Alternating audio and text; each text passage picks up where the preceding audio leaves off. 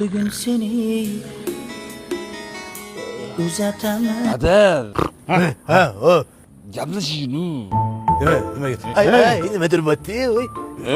O'tirgan joyasiz. Soatim botgan bo'lsa keyin, unda botadigan narsa yo'q edi. Ha, bo'lmaydi. Men qarang.